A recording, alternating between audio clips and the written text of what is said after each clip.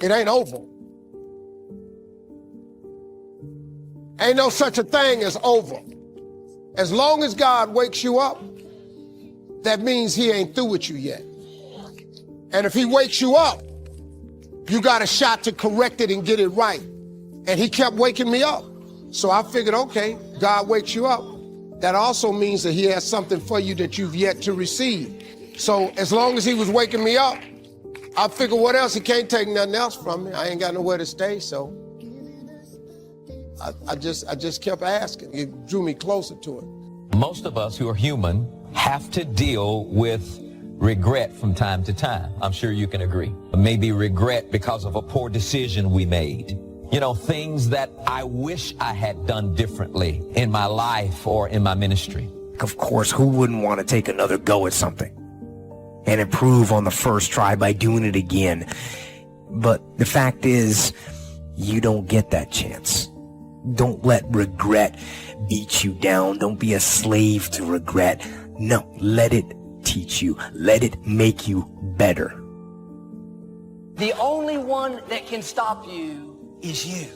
If you let your mistakes define you, if you wear labels that people stick on you, that will keep you from your destiny. When someone keeps bringing up your past mistakes, trying to get you to live condemned, you can't stop them from putting labels on you, but you can take them right off. My mistakes are behind me. My failures are in my yesterday. And you know what? I'm not bringing them into today. Leave the past and move forward. When there is no storm, the true skill set of a leader is to be steady in the storm, not hysterical, not anxious, but steady in the storm. You are closer to there than you have ever been before. But God is not big on details. He tells you, we're going to the other side. He does not tell you what's going to happen on the way. There are things that scare the living daylights out of you on the way. It's not the takeoff that you have to be concerned about, because most things take off good. Most business ventures take off good. Most little babies start out good. The takeoff is always great. It's the things that happen in the middle that challenge your ability to be steady. And there you are in a crisis, in a storm, and you're trying to get to the other side. Wherever there is, wherever God has predestined for me to go, I want you to notice that he determined the end from the beginning. He knew where he wanted you to go before he formed you in your mama's belly. He had predestined for you to go to a place, but in the process of getting there, storms arise. The one thing that we all have in common, black or white, rich or poor, short or tall, the one thing I can guarantee you that all of us will face, male or female, is a storm. There is nobody you're going to meet or fall in love with that will avoid the fact that storms are built into God's plan. You have to know that he equipped you with a fire extinguisher and an emergency exit and an automated system that even when you can't see him, you can hear him. And if you will follow his voice, you will get to the other side. The first thing we do when we get in the storm is to try to fix the storm. The storm is not yours to fix. You cannot fix the storm. And this drives you crazy, but it's particularly difficult for men because we are raised to fix stuff. And there are some women who feel that way too. You feel like you failed if you don't fix it. You lose self-esteem because you feel like it's your fault because you can't fix it. And I came to tell you, every storm that comes your way is not your job to fix. Storms don't always warn you that they're coming. Oh, once you get so high in the air, the pilot is going to pass out and you're going to almost lose your mind. Your husband is going to leave you for your girlfriend or your sister, your mama. No, nobody, you don't get to pick. And how do you sit down and tell your boys you lost your girl to a girl? Oh, you think that's funny? Yeah, you think that's funny, but that's happening. You don't get to pick the storm you face. You don't get to pick what life is going to hand you. And to all those control freaks, you have a special degree of trauma because the only time you feel safe is when you're in control. And I confess to you, I hate it. I don't want to be in something I can't control. And when you're in a storm, the big question in your mind is, do I have what it takes to stand against this storm?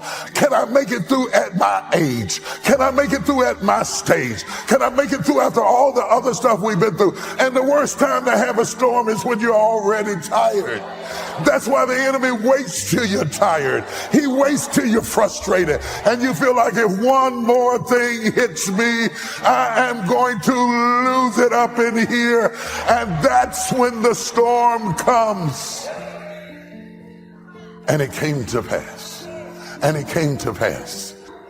Every storm that ever hit the planet came.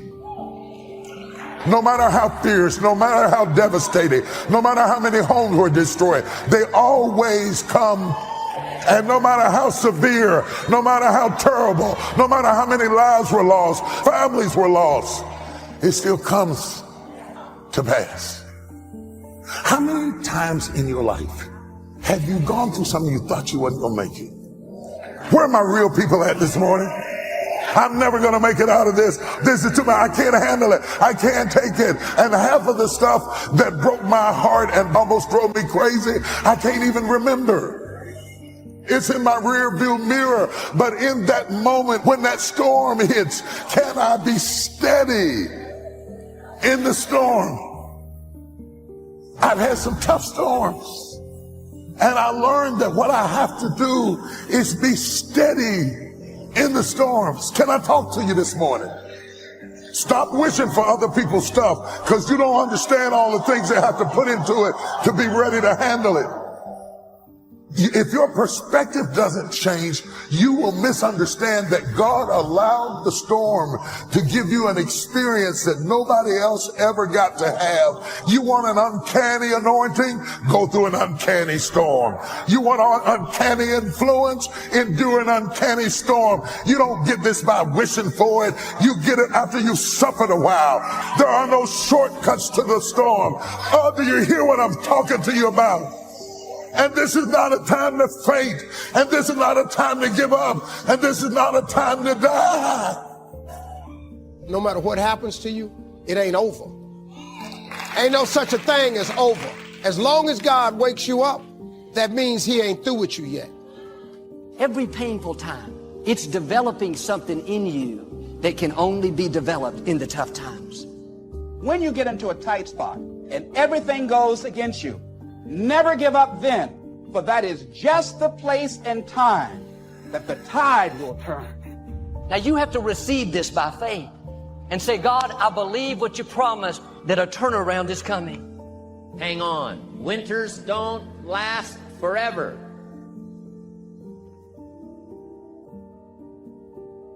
We all have weakness. We all have gaps. We all have issues. We all have struggles. And the first step to working your weakness is admitting your weakness. How many know denial is dangerous? Just because you ignore it doesn't mean it's going to go away. But many times we conceal things and we cover things up because we're concerned that if we'll expose it, we're going to be embarrassed. Have you ever felt exposed before? So if you want to do something, if you thought about something you want to do, take it head on. Decide that you're going to start looking at it, start doing research on it, start tackling it, start becoming involved in whatever and wherever it might lead you to begin to explore the possibilities in that particular thing that you're seeking so that you can begin to learn all you can about it. Decide that you're going to face it, that whatever shortcomings you have, that you're going to strengthen yourself there. Whatever training that's required, that you're going to go get that training. George Washington Carver would say, do what you can, where you are with what you have, and never be satisfied. S.B. Fuller used to say, and you heard Joe Dudley talk about, always strive to be more than that which you are. Yeah, don't get satisfied with yourself. Always know that wherever you are, you can enjoy more, that you deserve more. Why you can't begin to live life on your terms. Always something there to block you, to keep you where you are, and keep you from beginning to develop your true greatness. Always some fear. How do we handle it? If you've been using the fact that you don't have enough money or you don't have the education, take it head on. Go get the education. But look at what they've done to you. They've made you an employee. And they told you where you can be employed and where you cannot be employed. And then they restrict how far you can rise in that employment. Living my life on my terms. That's important. Not to give up on your dream, not to give up on yourself. Now, are there going to be some moments when you want to give up? Yes. Will there be some moments when it's going to seem like it's impossible? The disappointment that you're experiencing, that you're going to say, it's not worth it? Yes, that's going to be right there for you. It's going to be in your face. When you start grinding, when you start waking up early, when you start keeping your word to yourself, to your boss, when you go into 120, when you all in by any means necessary, you start seeing stuff and you start experiencing stuff and you start having stuff that people who are not doing that, they never get. And I promise you, when I go... That you keep your word to you, that you keep the promises you make to you. Somebody with self-confidence has a reputation with themselves that I do the things I say I'm going to do. Build your self-confidence, and the greater and greater your self-confidence get, it minimizes the impact self-doubt has on us. It's important because you have to understand one thing about the doubts and the negative thoughts you have about yourself. These are not your thoughts. You weren't born doubting. You weren't born discouraged. You weren't born thinking negative things about yourself. True leadership is self-discovery. True leadership begins with an individual discovering something about themselves. That's when it really begins. And you will never become a true leader until you are introduced to yourself. Don't do that. Be quiet. Sit down. Be a good boy. Be a good girl. Maybe it was criticism you received as a little one that you may not even remember to this day. Those were thoughts that were placed in you and given to you by an external source at some time in your life. It could even be our parents. It could have been a school teacher. It could have been ridicule at school from other children.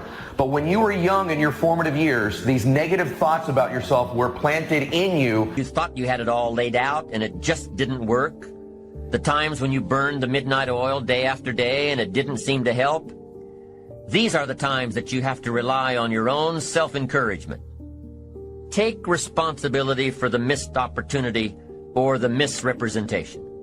Be prepared for the letdowns that happen every so often. Know that this lost opportunity just sets you up better for the next one. Study your mistakes and learn from them. Don't dwell on the mistakes. Learn from them. Encourage yourself that you're smarter than your bank account leads you to believe. Remind yourself that you're bound to get better. Don't get down on your head. Working hard, burning the midnight oil, doing it until is good. Working nonstop, never spending quality time with the people you love, never taking a break year after year is bad. It doesn't work that way. You've got to stop and ponder where you've been and where you're going. After all, if you're always working, you must be successful. No, it doesn't work that way. For workaholics, there's never enough work. The only satisfaction is fighting off sleep, denying life's pleasures, getting more tasks done. These people are generally more task-oriented than results-oriented. They're busy being busy. Now, wouldn't you prefer a life of productivity rather than a life of tasks? When you schedule your time and take advantage of your time, you can work smarter instead of working longer, and still have time for other things in life. I will look for new ways to work smarter by focusing on doing more per hour instead of doing more hours. Too much of anything, even good things, will sooner or later throw you off track. Ambitious people don't see each step toward their goals as a singular step. With everything they do and with every discipline they adhere to, they see it all as part of a chain. Every action and every discipline today is a link in the chain. Every action and every discipline tomorrow is a link. When you can see that every link in the chain will eventually lead you to the things you want most out of life, then you won't grow discouraged or fearful or impatient with today. Part of this visual chain thinking is built when you decide on your direction, when you can see where you're going to end up before you get there. Your plans and goals are your visual chain, knowing where you're going before you get there. Not one professional team in the world begins a game without a complete strategy. But few of us take the time to map out a strategy for our lives. Here's the first rule for your game plan of life. Don't start your day until you have it finished. Don't start your day until you have it planned. And do this every day. Once you've mastered the art of planning your day, you're ready for the next level. Don't start your week until you have it finished. Just imagine what life would be like if you took time out of every Sunday to plan your week. Come Friday, you won't be saying, boy, did this week fly by.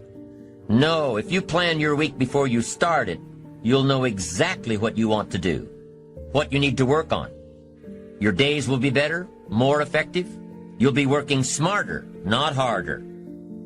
It takes great discipline on your part, but it will soon lead to a new habit, a habit of mastering your time. If you're doing all that you're scheduled to do, game plans are very rewarding. Day by day by day, week by week by week, you'll see the magic of your dreams and plans turning into reality. It's an incredible feeling of being in charge of your life. And what's really powerful about creating game plans is that you can see your future right before your eyes.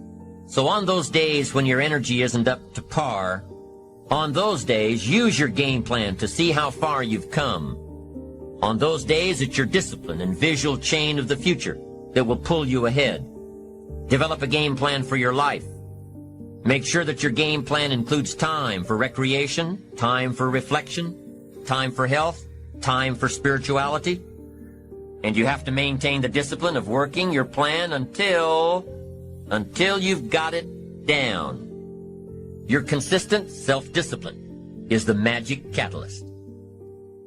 I want to talk to people who are hungry to make an impact with their lives, who are hungry to make this year the best you've ever had.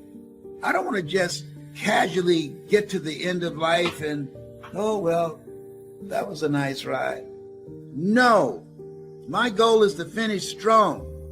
And so the question becomes, what are you going to do now?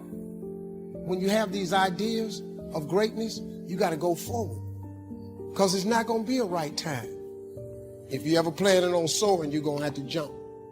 But if you don't do it now, when you going to do it? Live with a sense of urgency.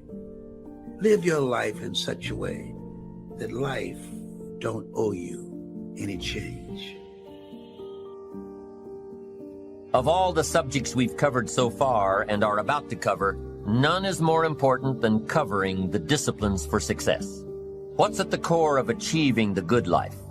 The major key to the good life. The major key is not in learning how to set goals. It is not in learning how to better manage your time. It is not in mastering the attributes of leadership. Every day in 1,000 different ways, we are trying to improve ourselves by learning how to do things. We spend a lifetime gathering knowledge in classrooms, in textbooks, in experiences. Now, if knowledge is power, if knowledge is the forerunner to success, then why do we fall short of our objectives? Why, in spite of all our knowledge and in spite of our collective experiences, do we find ourselves aimlessly wandering, settling for a life of existence rather than a life of substance? There may be many answers to this question. Your answers may be different than your associates or your spouses or your friends. While there may be many answers to this question, the fundamental answer is the absence of discipline. Applying all that we know. That's the key word, discipline, self-discipline. We might add one more word here, consistent. consistent self-discipline. It doesn't really matter how smart you are or how much you know if you don't use it. It doesn't really matter that you graduated magna cum laude if you're stuck in a low-paying job. It doesn't really matter if you attended every seminar that comes to town if you don't apply what you've learned. Better than knowledge is applied knowledge. And once we've applied our knowledge, we must study the results of that process. Apply our knowledge, study the results, refine our approach. Finally, by trying and observing and refining and trying again, our knowledge will inevitably produce worthy results, admirable results. And with the joy and results of our efforts, we continue to apply, to learn, to observe, to fuel our ambition with the positive reinforcement of continued progress. Pretty soon, we'll find that we're swept into a spiral of achievement, a vertical rise to success. And the ecstasy of that total experience makes for a life of triumph over tragedy, dullness, and mediocrity. But for this whole process to work for us, we must first master the art of discipline, self-discipline, consistent self-discipline. It takes consistent self-discipline to master the art of setting goals, to master the art of time management, to master the art of leadership, to master the art of parenting and relationships. If we don't make consistent self-discipline part of our daily lives, the results we seek will be sporadic and elusive. It takes a consistent effort to truly manage our valuable time, or we'll be consistently frustrated. Our time will be eaten up by others whose demands are stronger than our own. It takes discipline to conquer the nagging voices in our minds, the fear of failure, the fear of success, the fear of poverty, the fear of a broken heart. It takes discipline to keep trying when that nagging voice within us brings up the possibility of failure.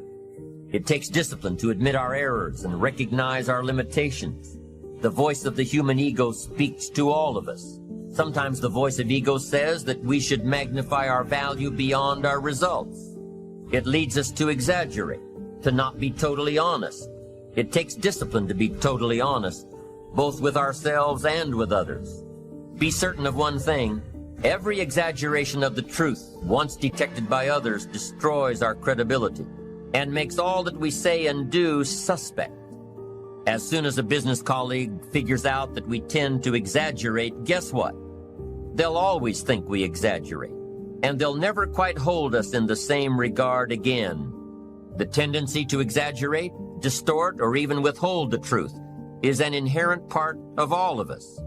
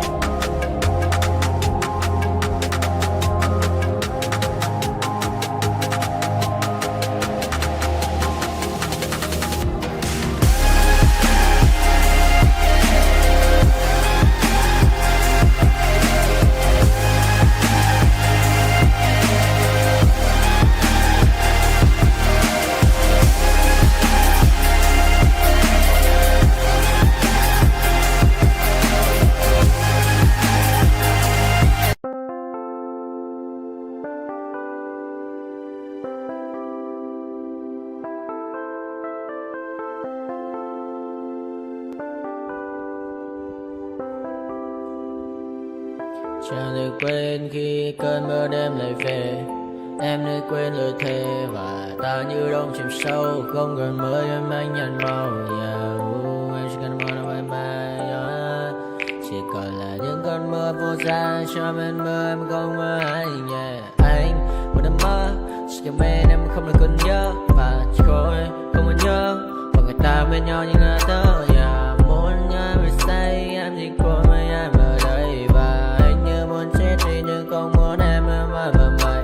Tình yêu làm cho ta đau đầu. Không em như nằm mơ mộng. Anh như đeo mong cầu. Và mưa bên em ngủ sầu. Chắc có mà mai mà mơ. Chỉ có bên em nhưng đừng có mơ. Mà nào dài.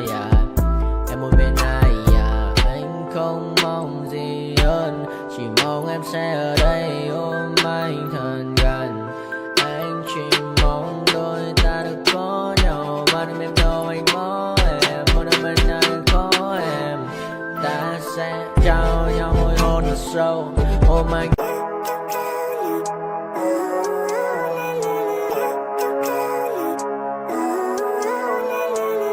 Living life, every day, late at night, not okay. All I want, and I pray, all I need are some better days. Fuck me, I'm looking in the mirror, so foggy, but I've never seen clearer.